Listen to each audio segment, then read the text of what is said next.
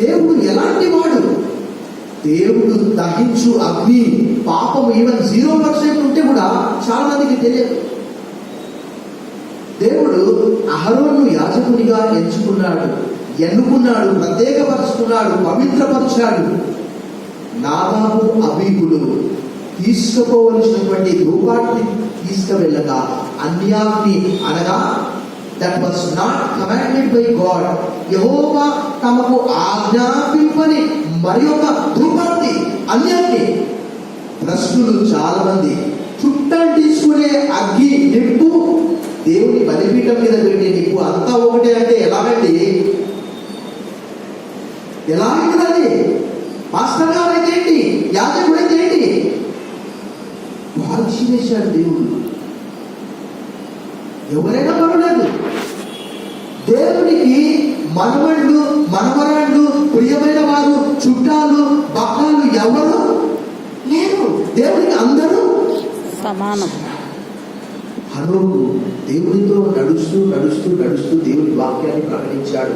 హనోకు తర్వాత నేను ఎందుకు చెప్తున్నానంటే, దేవునితో సహవాసము చేయడం అంటే మన సహవాసం అయితే తండ్రి అయిన దేవునితో, ఆయన కుమారుడైన క్రీస్తు యేసుతో అని భక్తుడు యోహాను రాసిన మొదటి పత్రిక 1:6 చెప్తాడు.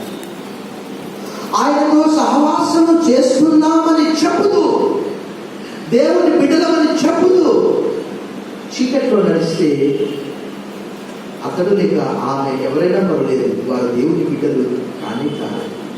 ఆయన వెలుగులో నడిచిన ప్రకారం మనము కూడా వెలుగులో నడిస్తే ఆయనతో అన్యోన్య సహవాసము గలవారమై ఉందుము. అప్పుడు ఆయన కుమారుడైన యేసు రక్తం మన ప్రతి పాపం నుండి పవిత్రులుగా చేయును. హనోకు నడిచాడు పాపం లేకుండా. మీకు ఒక డిక్షనరీ మీనింగ్ చెప్తాను. హృదయ శుద్ధి అని అంటే పాపము లేకుండా ఉండడము. సపోజ్ మనం ఏదైనా చేశాము, మన హృదయము మన మీద నింద మోపుతున్నది. అరే నువ్వు పాపం చేసావురా, అమ్మ నువ్వు పాపం చేసావు. మీకు ఒక లేఖన బాగా చూపిస్తారు చూడండి. యోహాను రాసిన మొదటి పత్రిక 3వ అధ్యాయము. యోహాను రాసిన మొదటి పత్రిక 3వ అధ్యాయము.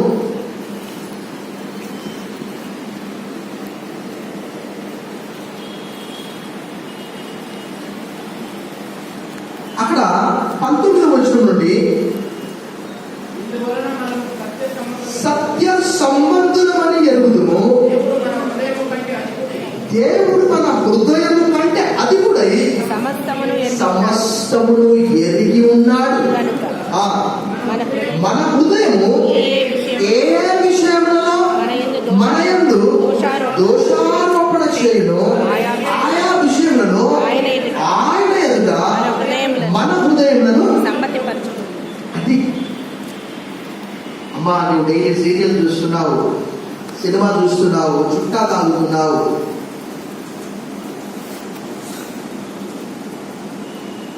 కడివేడి పాలల్లో ఒక చుక్క విషయం వేస్తేనే చెప్పాలి. ఈ రోజుల్లో మానవుల పాపం ఎలాంటిది అంటే బైబిల్లో కూడా రాయబడింది. అందరూ చనిపోవాలని చెప్పి వాటర్ ట్యాంక్లో పాయిజన్ వేసే వాళ్ళు కూడా ఉన్నారు. వార్తాపత్రికలు వస్తుంది, ఆ నీళ్లు తాగి అనేక మంది చనిపోవాలని. అలాంటివి వార్తాపత్రికలు వస్తున్నాయి. ఒక్క పాపం కొరకు వరంగల్లో గత రాష్ట్రంలో వచ్చింది, దాదాపు 2 months అయితే ఒక స్త్రీని చంపినటువంటి దాన్ని కప్పిపెట్టడానికి 10 మందిని చంపేశాడు ఒక వ్యక్తి. అందరికీ స్లీపింగ్ పిల్స్ ఇచ్చి వారు భయంకరమైనటువంటి గాఢ నిద్రలో ఉన్నప్పుడు అందరినీ మోసుకుపోయి ఒక్కొక్కరిని బావి పడేశాడు. ఇది మానవుల పాపం. ప్రభువును దూరమైనటువంటి వారు కాదు. ఈ హృదయం ఎలా శుద్ధి అవుతుంది? ఈ పాపము ఎలా పోతుంది? ఇంకా చాలా ఉన్నారు పాత నిబంధనలో దేవుడితో నడిచిన వారు. ఫస్ట్ హనోకు, తర్వాత నోవా. ఈ తరములు నీవే నాకు నా ఎదుట నిందారహితుడుగా, అంటే ఆంగ్లంలో అర్థం ఏంటంటే యు ఆర్ బ్లేమ్లెస్. నీలో ఏ పాపం లేదు, ఏ దోషం నేను చూడలేదు. నా మాట కదా, బైబిల్ రాయలేదు. అది కానీ 6:9 దేవుడు ఇచ్చిన సాక్ష్యం. Noah walked with God.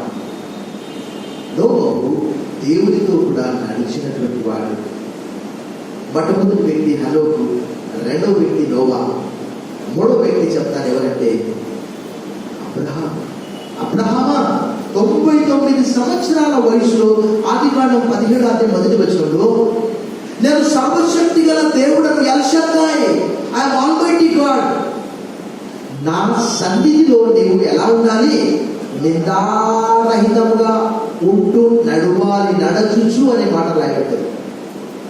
Walk blameless walk.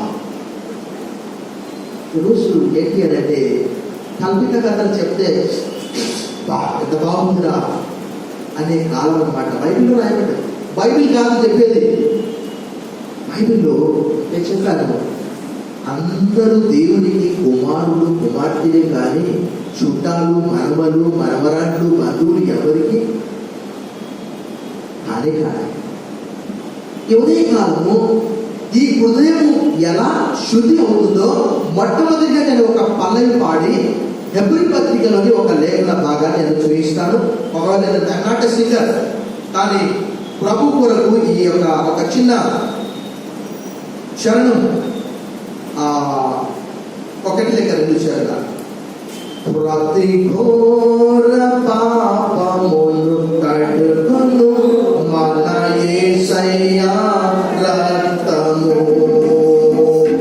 ప్రతి ఘోర పాపమును కడుగును మన యేసయ్యా రక్తము. బాహులో కములో చర్మటల కము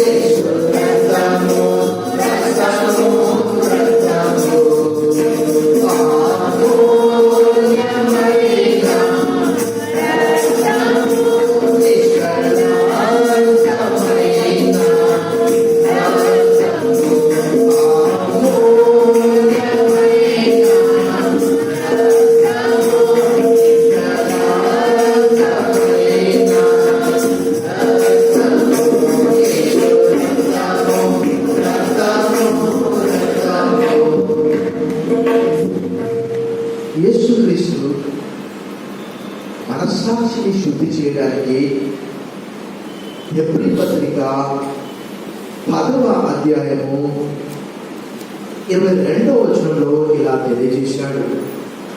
letter of Paul to the Hebrews chapter 10 verse 22.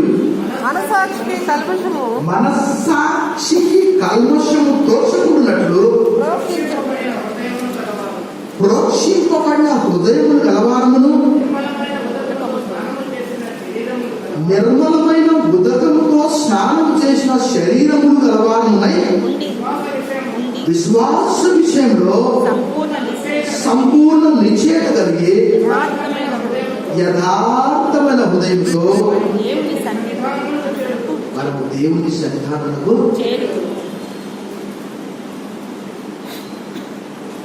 Problem of sin. మన హృదయం ఎలా శుద్ధి అవుతుందంటే వాక్యంలో స్పష్టంగా రాయబడ్డది బై ఫెయిత్. అది నా మాట కాదు. బర్నబా అక్కడటువంటి వారితో అపోస్తలుల కార్యం 10:9 చెప్తాడు, విశ్వాసము ద్వారా వారి హృదయము పవిత్రపరచబడి వారు మనవలే ఉన్నారు. ఏ భేదం లేదు. యూదుడని, క్రీస్తు దేశస్థుడని, సిథియనుడని, స్త్రీ అని, పురుషుడని, ఇంకా అలాంటిది ఏం లేదు. అందరూ కూడా విశ్వాసం ఉంచడం వలన హృదయము పవిత్రపరచబడుచున్నది. అది మన మంచితనాన్ని బట్టి కాదు, మన భక్తి కాదు, మన శక్తి కాదు. అక్కడ భక్తులు అంటారు ద ప్రాబ్లమ్ ఆఫ్ సిన్. పాపం యొక్క స్వభావం ఎక్కడంటే